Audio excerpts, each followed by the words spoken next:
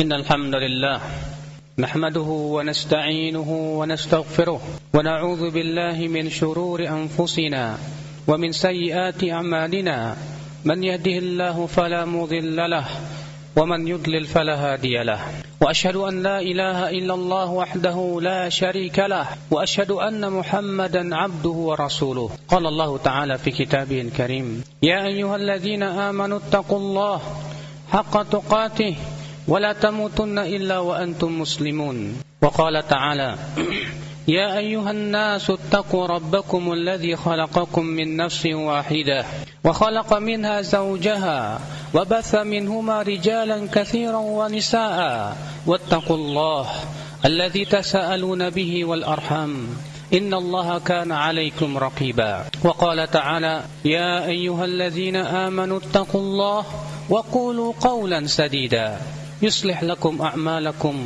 ويغفر لكم ذنوبكم ومن يطع الله ورسوله فقد فاز فوزا عظيما أما بعد فإن أصدق الحديث كتاب الله وخير الهدي هدي محمد صلى الله عليه وسلم وشر الأمور محدثاتها وكل محدثة بدعة وكل بدعة ضلالة وكل ضلالة في النار أمة الإسلام Allah subhanahu wa ta'ala memberikan kepada kaum mukminin berbagai macam ujian untuk semakin menyaring keimanan, untuk semakin memurnikan keimanan kepada Allah Rabbul Izzati wal Jalalah. Bagaikan emas, apabila ia dimasukkan ke dalam api dan disaring akan semakin terlihat ia kemurniannya. Umat al-Islam, Allah Ta'ala berfirman Alif Lam Mim Hasiban nasu ayyutraku ayyaqulu amanna wahum la yuftanun.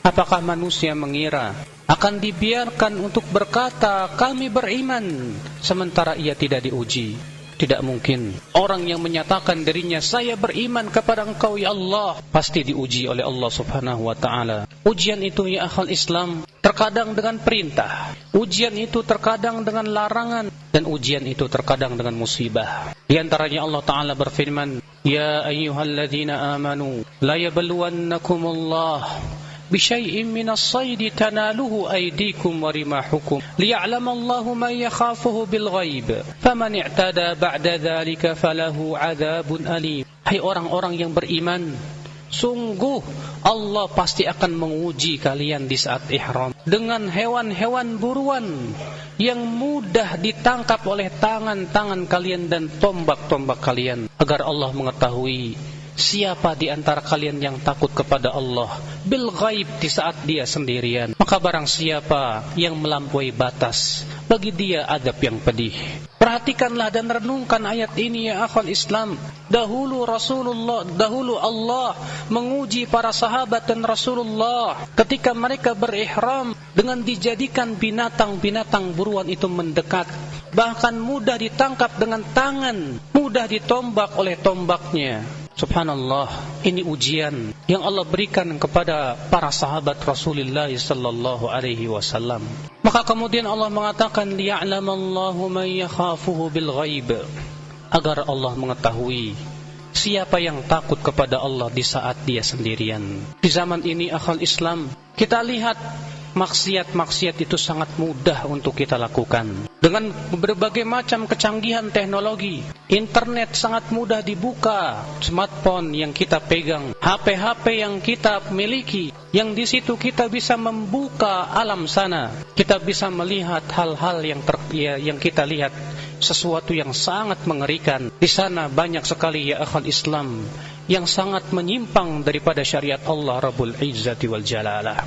Mudah dan sangat mudah di zaman ini untuk berbuat maksiat kepada Allah Subhanahu wa ta'ala tanpa harus bersusah payah. Kalau mungkin di zaman-zaman dahulu ketika tidak ada smartphone, tidak ada gadget, hanya HP-HP yang tidak bisa membuka internet, sulit sekali seseorang untuk membuka maksiat-maksiat kepada Allah. Tapi di zaman sekarang ternyata sangat mudah dan tanpa susah payah. Mengingatkan kita kepada ayat ini di mana Allah Ta'ala mengatakan, hai orang-orang yang beriman, Allah pasti akan menguji kalian dengan hewan buruan yang sangat mudah untuk ditangkap oleh tangan-tangan kalian, untuk ditangkap oleh tombak-tombak kalian. Maka Allah pun berkata kepada kita, dan ayat ini ya akhal Islam walaupun sebabnya tentang ihram dan hewan buruan, tapi maknanya sangat luas, mencakup semua maksiat yang Allah mudahkan kepada kita untuk kita menghasilkannya. Kemudian Allah mengatakan liya'lamallah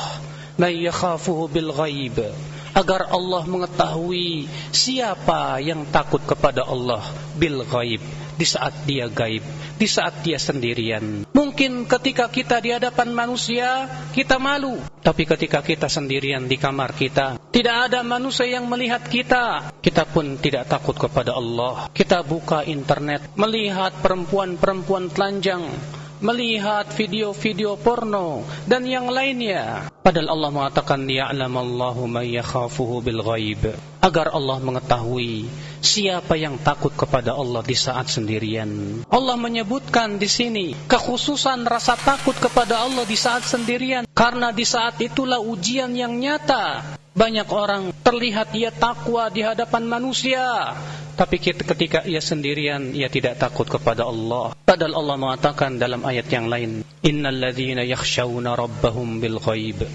lahum maghfiratun wa ajrun kabir.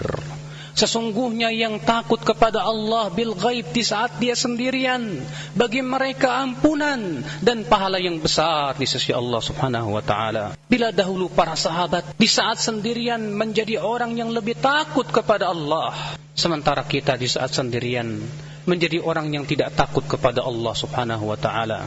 Ingatlah sebuah hadis yang dikeluarkan Abu Daud, dan hadis ini ya akhal Islam membuat hati kita merinding. Disebutkan dalam hadis, kata Rasulullah, yuja'u yaumal qiyamah, akan dibawa seorang laki-laki pada hari kiamat, dan dia datang membawa pahala-pahala sebesar gunung Tuhamah. Lalu Allah pun kemudian menghancurkan pahala-pahalanya. Lalu ditanya, wahai Rasulullah, siapa dia? Merugi sekali. Kata Rasulullah, hum qaumun ya'khuduna minal laili kama ta'khudun. Mereka suatu kaum yang mengambil malam sebagaimana kalian mengambilnya. Walakinnahum idza khalau bi maharimillah intahakuha. Akan tetapi mereka apabila bersendirian dengan keharaman-keharaman Allah, mereka berani untuk melanggarnya. Di saat kita sendirian, seringkali kita tidak takut kepada Allah. Kita tidak sadar, bahkan pura-pura tidak tahu bahwa Allah mengawasi dirinya. Terkadang kita takut apabila ada suara yang tiba-tiba membuka jendela kamar kita, seakan-akan itu lebih kita takutkan dari Allah Jalla wa'ala. Padahal kata Abdullah bin Abbas radhiyallahu anhuma, wahai pelaku dosa, takutlah kalian dan hati-hatilah terhadap dosa, karena di belakang dosa ada yang lebih besar dari dosa. Di antaranya kata Ibnu Abbas, rasa takutmu kepada angin untuk membuka tiraimu ketika kamu berbuat maksiat itu lebih besar daripada dosa. Seakan kita lebih takut kepada manusia daripada kepada Allah Jalla wa'ala. Makanya Nabi Ya'qub berkata kepada kaumnya, arahti a'azzu alaikum minallah, apakah kaumku lebih kalian takutkan daripada Allah? La wallahi akhal Islam, inilah ujian kita di zaman ini, betul-betul diuji oleh Allah dengan maksiat yang mudah kita lakukan tanpa harus bersusah payah. Agar semua itu Allah menguji keimanan kita, agar Allah mengetahui siapa di antara kita yang takut kepada Allah. Liya'lamallahu man yakhafuhu bil ghaib. Lalu Allah mengatakan, faman i'tada ba'da dzalik falahu adzabun alim. Barang siapa yang melampaui batas setelah itu, bagi dia azab yang pedih. Na'udzubillah, nas'alullaha salamata wal afiyah. Aqulu qawli hadha wa astaghfirullah li wa lakum.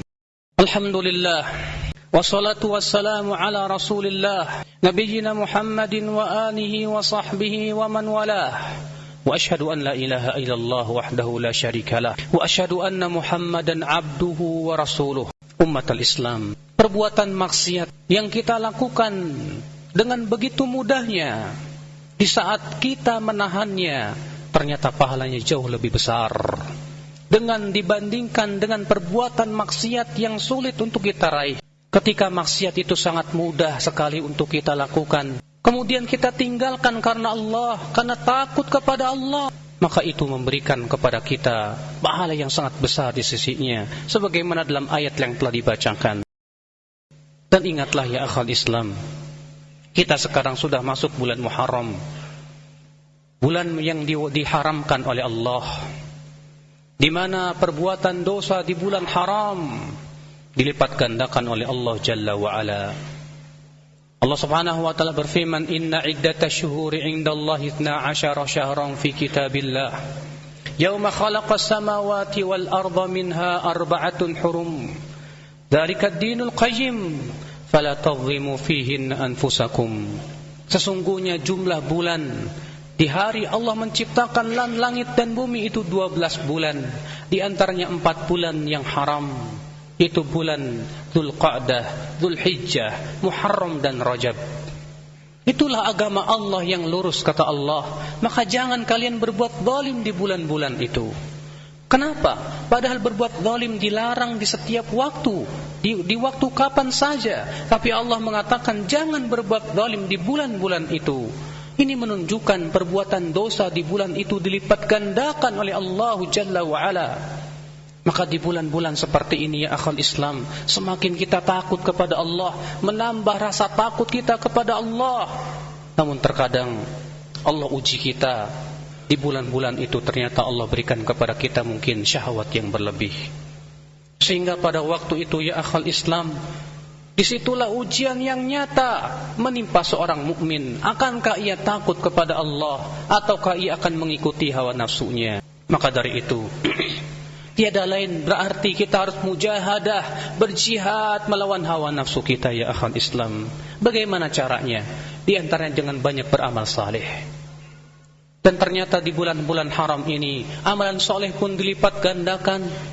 Terlebih sebentar lagi tanggal 10 Muharram ya akhal Islam, yang Rasulullah bersabda, siapa yang berpuasa di tanggal 10 Muharram, maka Allah akan gugurkan dosa-dosanya di tahun yang akan datang, yang telah lalu. Demikian pula kita memperbanyak zikir kepada Allah. Kemudian kita menjauhi sebab-sebab yang akan bisa menjatuhkan kita kepada maksiat. Kemudian kita banyak beristighfar kepada Allah, memohon ampunan kepada Allah, banyak-banyak bertaqarrub kepada Allah. Mudah-mudahan taqarrub kita berupa salat, zikir dan yang lainnya mengokohkan hati-hati kita, menguatkan hati-hati kita untuk tetap bertakwa kepada Allah dan menjauhi kemaksiatan-kemaksiatannya. Innallaha malaikatahu yusholluna 'alan nabi. Ya ayyuhalladzina amanu shallu 'alaihi wa sallimu taslima. Allahumma shalli 'ala Muhammad وعلى آل محمد كما صليت على إبراهيم وعلى آل إبراهيم إنك حميد مجيد وبارك على محمد وعلى آل محمد كما باركت على إبراهيم وعلى آل إبراهيم إنك حميد مجيد اللهم اغفر للمسلمين والمسلمات والمؤمنين والمؤمنات اللهم أعز الإسلام والمسلمين اللهم انصر المسلمين في كل مكان يا رب العالمين اللهم أذل الشرك والمشركين والمبتدعين يا رب العالمين اللهم وتب علينا إنك أنت التواب الرحيم ربنا آتنا في الدنيا حسنة وفي الآخرة حسنة وقنا عذاب النار وصلى الله على نبينا محمد وآخر دعوانا أن الحمد لله رب العالمين.